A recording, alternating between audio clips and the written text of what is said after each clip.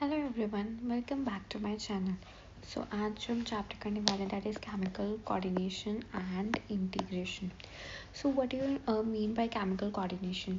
सबसे पहले आपको पता हो हमारी बॉडी के अंदर न्यूरल सिस्टम प्रेजेंट होता है जो पॉइंट टू पॉइंट कोऑर्डिनेशन करके हमारी बॉडीज़ की ज़्यादातर एक्टिविटीज़ को कंट्रोल करता है। पर हर एक सेल तक नर्वस सिस्टम का पहुंचना इतना इजी नहीं होता है, थोड़ा मुश्किल होता है। तो इसलिए केमिकल कोऑर्डिनेशन है जो हर एक सेल तक पहुंच सकता है। You already learned that the neural system provides point-to-point rapid coordination among organs. The neural coordination is fast but short-lived. आपने जैसे पढ़ा होगा जो न्यूरल सिस्टम है वो प्रोवाइड करता है point to point rapid coordination. आपको पता है आपको कुछ भी हाथ पे गर्म लगे तो point to point rapid coordination होते होते आप अपना हाथ पीछे कर लेते हो within a few seconds, few milliseconds बोल सकते हैं। पर ये जो चीज़ होती है ये होती फास्ट है बट शॉर्ट लिव्ड होती है। As the nervous system do not innervate all the cells of the body and the cellular functions need to be continuously regulated. ये इसलिए होता है बिकॉज हर एक सेल ऑफ द बॉडी तक जो नर्वस सिस्टम है वो नहीं पहुंच सकता है। पर कुछ जो सेलुलर फंक्शंस होते हैं उनको कंट्रोल करने के लिए उनको कॉन्टिन्यूसली रेगुलेट करना पड़ता है। A special kind of coordination and integration has to be provided. The function is carried out by hormones. इसलिए एक special type of regulation provide की जाती है और ये जो फंक्शन है ये कैरिड आउट कौन करता है, हार्मोन्स करता है। The neural system and the endocrine system jointly coordinate and regulate the physiological functions in the body. तो जो नर्वस सिस्टम है और जो केमिकल कोऑर्डिनेशन एंडोक्राइन सिस्टम है, केमिकल कोऑर्डिनेशन होता है, ये दोनों मिलकर हमारी पूरी बॉडी को रेगुलेट करते हैं। अब हम बात करते हैं एंडोक्राइन हार्मोन, एंडोक्राइन ग्लैंड्स की, कौन से ग्लैंड्स होते हैं और कौन से हार्मोन सिक्रीट करते हैं। एंडोक्राइन ग्लैंड जो भी ग्लैंड्स होते हैं जो हार्मोन सिक्रीट करते हैं उनके पास डक्ट्स नहीं होती। पहला पॉइंट है कि उनमें डक्ट्स नहीं होती और दूसरा यही हो गया कि उनको इसलिए डक्टलेस ग्लैंड्स बोला जाता है और इनकी सेक्रेशंस को हम हार्मोन्स बोलते हैं। द क्लासिकल डेफिनेशन जो पुरानी डेफिनेशन है वो हार्मोन्स की ये है, chemical produced by endocrine glands and released into blood and transported to a distinctly located target organ and ये यहाँ तक आ जाएगी कि टारगेट ऑर्गन कोई सी लाइन बच रही।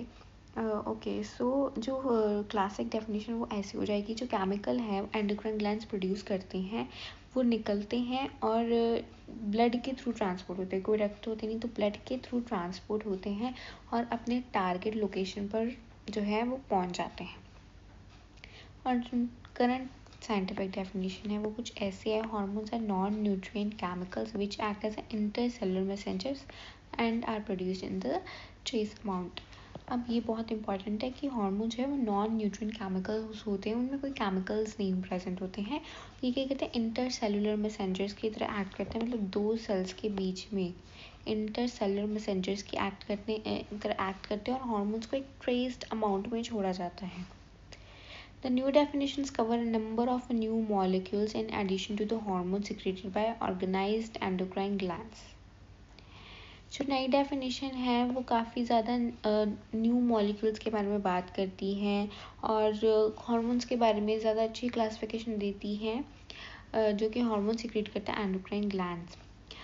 Invertebrates possess very simple endocrine system with a few hormones, whereas a large number of chemicals act as hormones and provide coordination in vertebrates.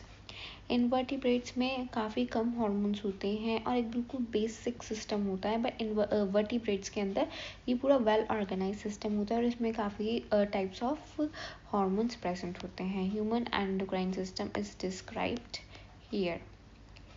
सबसे पहले ये जो हमारे पूरे एंडोक्राइन ग्लैंड्स हैं, हाइपोथैलेमस को हम major master of master gland बोलते हैं, पीनियल, पिट्यूटरी, थायराइड, पैराथायरॉयड, इसको हम बोलते हैं मास्टर ऑफ मास्टर ग्लैंड और मास्टर ग्लैंड हम बोलते हैं पिट्यूटरी को। अगर हाइपोथैलेमस क्या करता है, अगर नहीं हाइपोथैलेमस क्या करता है, पिट्यूटरी को कंट्रोल करता है और पिट्यूटरी को मास्टर ग्लैंड बोलते हैं, तो इसलिए मास्टर ग्लैंड के मास्टर को मास्टर ऑफ मास्टर ग्लैंड बोल देते हैं।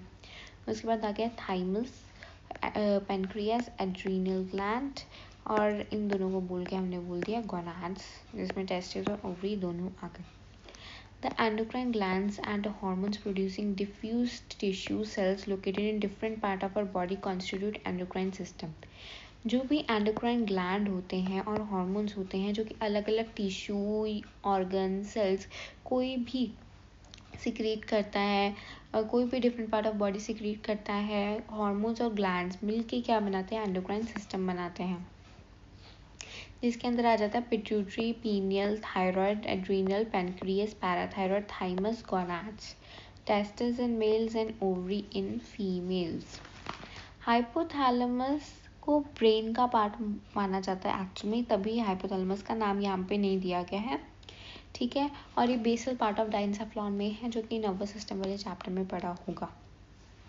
ये जो सारे हैं जितने भी ये आपको एंडोक्राइन ग्लैंड्स दिख रहे हैं, ये क्या है,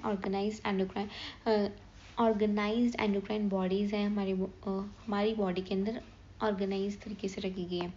in addition to this some other organs, जैसे कुछ अदर ऑर्गन्स, ये वाले तो endocrine glands proper endocrine glands है ना, बट इसके अलावा भी कुछ ऐसे सिस्टम्स होते हैं जो क्या करते हैं, हार्मोन्स को सिक्रीट करते हैं, बट वो एक मेजर एंडोक्राइन ग्लैंड नहीं माने जाते हैं, बिकॉज वो कुछ हार्मोन सिक्रीट करते हैं, मेजरली नहीं करते हैं। जैसे गैस्ट्रोइंटेस्टाइनल ट्रैक्ट आ गए इसमें, liver, kidney, heart also produce hormones. A brief account of the structures and function of all major endocrine glands and hypothalamus is given in the, ये पढ़ने की ज़रूरत है, ये बस ये दिया है कि नीचे आपको सारे पैराग्राफ्स में मिल जाएंगे सबके डिस्क्रिप्शन। सो मैं बिल्कुल लाइन टू लाइन एनसीईआरटी करवा रही हूँ, और अगर आपका कल टेस्ट है तो you can surely follow this video, जो कि आपको बहुत अच्छे से पढ़ाएगी फॉर श्योर। हम सबसे पहले हाइपोथैलेमस की बात कर लेते हैं। हाइपोथैलेमस सबसे पहले मैं बताया कि बेसल पार्ट ऑफ डाइनसेफ्लॉन है ये, ठीक है, और ये फोरब्रेन का पार्ट है। It regulates a wide spectrum of body function, ये काफ़ी ज़्यादा वाइड स्पेक्ट्रम को जो है रेगुलेट करता है हमारी बॉडी में। It contains several groups of neurosecretory cells called nuclei which produce hormones. इसमें काफ़ी ज़्यादा ग्रुप्स बने होते हैं न्यूरोसेक्रेटरी सेल्स के, न्यूरोसेक्रेटरी सेल्स जिनको न्यूक्लियाई बोला जाता है, ऐसे करके मैं कोई इमेज में दिखाऊंगी, ठीक है। और ये क्या करते हैं, न्यूरोसेक्रेटरी सेल्स जो हैं वो हार्मोन्स प्रोड्यूस करते हैं। एक्चुअली मेरा गला खराब है, वो दर्द कर रहा है। These hormones regulate the synthesis and secretion of pituitary hormones. जो ये हार्मोन सिक्रीट करता है वो पिट्यूटरी हार्मोन्स के हार्मोन्स का ध्यान रखते हैं। However, the hormones produced by hypothalamus are of two types. जो भी हाइपोथैलेमस के हार्मोन्स होते हैं वो दो टाइप के होते हैं। एक तो होते हैं हमारे रिलीजिंग हार्मोन और एक होते हैं हमारे इनहिबिटिंग हार्मोन। रिलीजिंग हार्मोन्स वो हार्मोन्स होते हैं जो क्या करते हैं, किसी भी हार्मोन्स को, जैसे एंटीरियर पिट्यूटरी मेन जो है एंटीरियर पिट्यूटरी को कंट्रोल करता है वो, ठीक है। इसके बाद हम और आगे थोड़ा डिटेल में करेंगे। तो जैसे एंटीरियर पिट्यूटरी ने एक हार्मोन सिक्रेट करना है जिसका नाम होगा ग्रोथ हार्मोन, तो वो रिलीज कब करेगा और इनहिबिट कब करेगा, ये वाला जो हार्मोन्स है वो कौन देगा, हाइपोथैलेमस देगा, वो कमांड देगा एक हिसाब से। तो वो एक तो रिलीजिंग हार्मोन सिक्रेट कर पाएगा और एक इनहिबिटिंग हार्मोन। रिलीजिंग हार्मोन के अंदर क्या होगा, जिसका नाम हो ग्रोथ हार्मोन, रिलीजिंग हार्मोन, ये एंटीरियर पिट्यूटरी इसका टारगेट हार्मोन, टारगेट ऑर्गन होगा, और इस पे जाके बोलेगा कि आप ग्रोथ हार्मोन को रिलीज करवा दो, ठीक है। Inhibiting hormone, growth hormone, inhibiting hormone जब आएगा तो वो क्या करेगा, एंटीरियर पिट्यूटरी पे जाएगा और उसको बोलेगा अब आप ग्रोथ हार्मोन काफ़ी हो गया, अब उस ग्रोथ हार्मोन को आप इनहिबिट कर लो, ठीक है। आई होप सब समझ रहे होंगे। The releasing hormones which stimulates secretion of pituitary hormone, जो क्या करता है पिट्यूटरी हार्मोन्स को बोलता है कि अब आप पिट्यूटरी हार्मोन्स को सिक्रेट करवा दो। And inhibiting hormone which inhibit secretion of pituitary hormones. For example, hypothalamic hormone जिसका नाम है gonadotrophin releasing hormone stimulates the pituitary synthesize and release of gonadotrophins. अब एक हाइपोथैलेमस का एक हार्मोन है जिसका नाम है GnRH, गोनाडोट्रोफिक रिलीजिंग हार्मोन। ये क्या कर रहा है, जाके गोनाडोट्रोफिन जाके अपने टारगेट हार्मोन पे बोल रहा है कि गोनाडोट्रोफिन को सिंथेसाइज करो और उसको रिलीज करवा दो। और दूसरे साइड में सोमैटोस्टैटिन फ्रॉम द हाइपोथैलेमस जो मतलब आपको ग्रोथ हार्मोन इनहिबिटिंग हार्मोन आपको अगर मिलेगा तो उसको हम सोमैटोस्टैटिन बोलते हैं।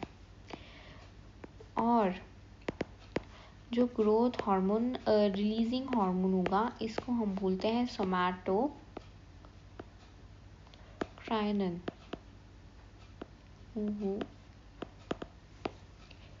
ठीक है, सोमैटोस्टैटिन क्या करेगा, इनहिबिट कर जाएगा release of growth hormone from the pituitary. These hormone originating from the hypothalamus hypothalamic neurons pass through the axons and are released from the nerve ending. These hormones reach the pituitary glands through a portal circulation system and regulate the function of anterior pituitary. So यहाँ पे diagram बनी होनी चाहिए। ये portal ये क्या है, hypothalamic neurons हैं। ये एक पोर्टल सिस्टम के थ्रू पहुंचते हैं एंटीरियर पिट्यूटरी के अंदर और उसके हार्मोन्स को कंट्रोल करते हैं। जबकि थोड़ा सा मैं आपको आइडिया दे देती हूँ, पोस्टीरियर पिट्यूटरी कोई भी अपना हार्मोन नहीं बनाती है। पोस्टीरियर पिट्यूटरी क्या करती है, हाइपोथैलेमस दो टाइप ऑफ हार्मोन्स बनाता है। ये मैं आगे जाके बताऊंगी, आपको ज़्यादा कंफ्यूज नहीं करूँगी। ठीक है, ये दो हार्मोन्स को ये रखता है अपने पास, स्टोर करता है और रिलीज करता है। कौन, अपना पोस्टीरियर पिट्यूटरी। एंटीरियर पिट्यूटरी काफ़ी टाइप्स ऑफ हार्मोन्स बनाता है, जिसमें से हमारे पास जो हार्मोन्स होते हैं एंटीरियर पिट्यूटरी के वो होते हैं growth hormone, prolactin, melanocyte stimulating hormone, ठीक है, गोनाडोट्रोफिन हो गया, ये सभी हार्मोन्स, एडिनोकॉर्टिकोट्रॉफिक हार्मोन्स हो गया, ये सभी हार्मोन्स जो है बनाते हैं पिट्यूटरी। ठीक है, एंटीरियर पिट्यूटरी। पोस्टीरियर जो है सिर्फ स्टोर और रिलीज का ही काम करते हैं। Alright, the posterior pituitary is under the direct neural regulation of the hypothalamus. ये posterior pituitary को इसलिए direct regulation में बोला गया है बिकॉज ये सिर्फ स्टोर और रिलीज का ही काम करते हैं। इसका खुद का हार्मोन होता है, हाइपोथैलेमस के हार्मोन्स लेके सिक्रीट करवाता है। ठीक है, अब कौन से हार्मोन सिक्रीट करवाता है इस पर भी हम बात कर लेते हैं। Posterior pituitary direct neural regulation के होता है और ये क्या करता है, दो हार्मोन सिक्रीट कराता है जिसका नाम होता है ऑक्सीटोसिन और वैसोप्रेसिन। ऑक्सीटोसिन और वैसोप्रेसिन। ऑक्सीटोसिन को बर्थ हार्मोन भी बोला जाता है, आपको पता है। ये यूट्राइन के स्मूथ मसल्स पे एक्ट करता है, मायोमेट्रियम पे एक्ट करता है और कॉन्ट्रैक्शंस करवाता है मायोमेट्रियम की चाइल्ड बर्थ के टाइम पे। इससे ही इसको मिल्क इजेक्टिंग हार्मोन भी बोला जाता है बिकॉज ये मिल्क इजेक्ट करवाता है। ठीक है, मिल्क प्रोड्यूस नहीं करता है, वो PRL होता है, that is prolactin, milk release करवाने, मिल्क प्रोड्यूस कराने वाला, और ये होता है मिल्क इजेक्ट करवाने वाला, निकालने वाला। वासोप्रेसिन क्या होता है, वासो कंस्ट्रिक्टर की तरह काम करता है जो DCT पे, ठीक है, और CD पे, कलेक्टिंग डक्ट पे और डिस्टल कॉन्वोल्यूटेड ट्यूब्यूल पे एक्ट करता है और H2O की रीअब्सॉर्प्शन करवाता है। आई होप सो आपको ये वाली बात भी अच्छे से समझ आ गई होगी। पिट्यूटरी का मैं सबसे पहले NCERT से पढ़ाने से पहले आपको एक डिटेल आइडिया दे देती हूँ। पिट्यूटरी ग्लैंड की अगर हम बात करें तो इसको हाइपोफिजियल ग्लैंड भी बोला जाता है। ये एक्टोडर्मल ओरिजिन का होता है। हमारे जो भी ब्रेन के पार्ट्स वाले होते हैं एंडोक्राइन ग्लैंड्स, वो ज़्यादातर एक्टोडर्मल ओरिजिन का होता है। ये आपको वैसे जानने की ज़रूरत नहीं है, इसमें आएगा नहीं बिकॉज NCERT में दिया नहीं है, बट फिर भी हमने आपको एज अ जनरल नॉलेज आपको बता दिया है। Sphenoid has a sella turcica bony cavity which encloses pituitary gland. Sphenoid के पास एक सेला टर्सिका नाम की बोनी कैविटी होती है जो क्या करता है, एनक्लोज करता है पिट्यूटरी ग्लैंड को।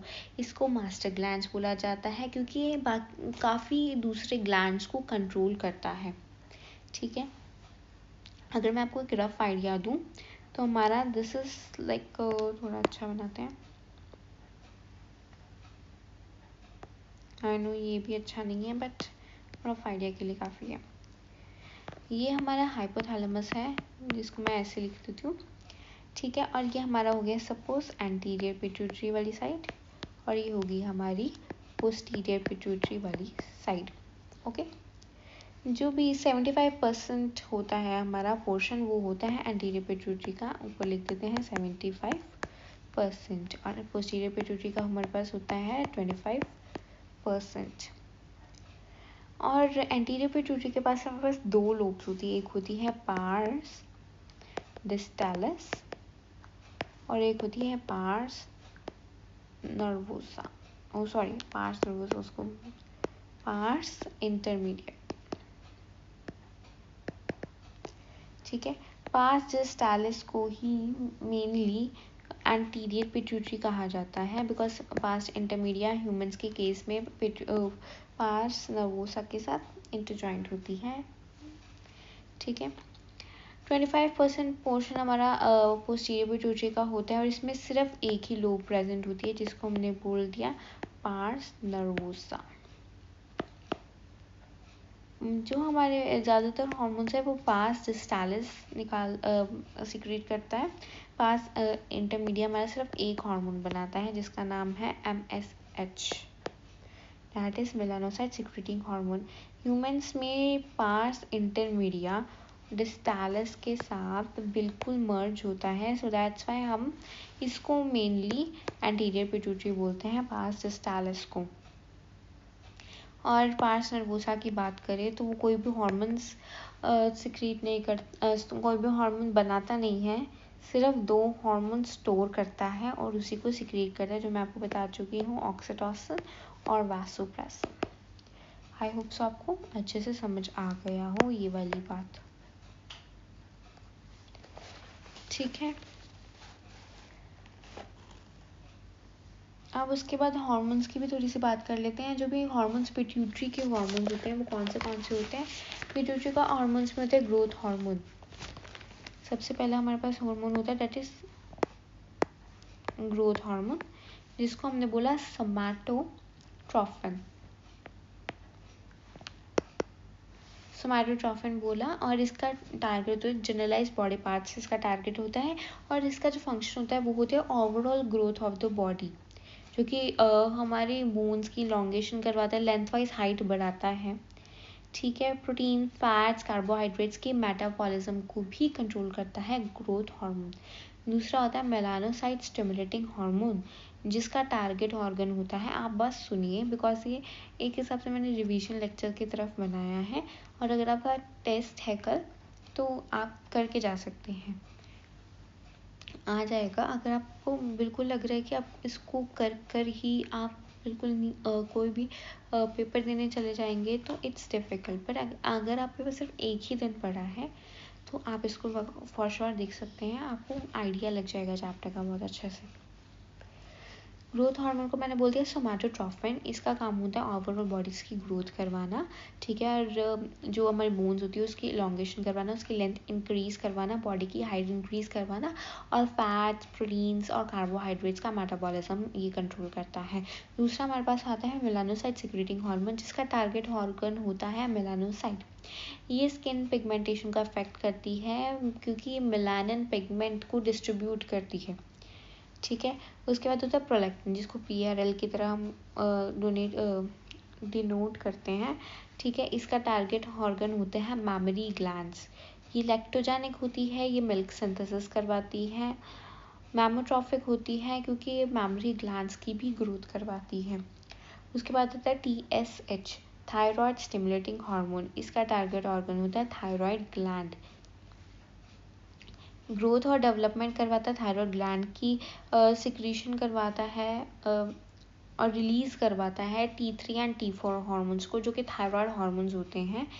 ठीक है, और ACTH एड्रीनोकॉर्टिकोट्रोफिक हार्मोन, जिसका एड्रीनल ग्लैंड होता है main target organ. Adrenal gland के पास जाएगा और कॉर्टिसोल्स की सिक्रीशन करवाएगा एड्रीनल कॉर्टेक्स से।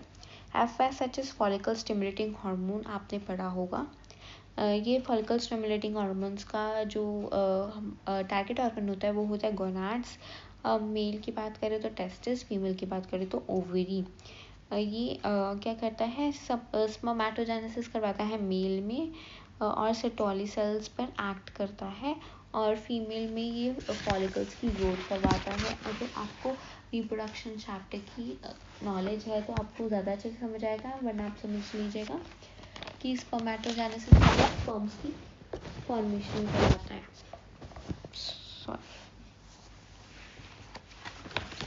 उसके बाद आता है हमारे पास ल्यूटेनाइजिंग हार्मोन। ल्यूटेनाइजिंग हार्मोन क्या करता है, ये भी इसका भी टारगेट ऑर्गन कौन है, गोनाड्स हैं, और testis in male and ovary in females.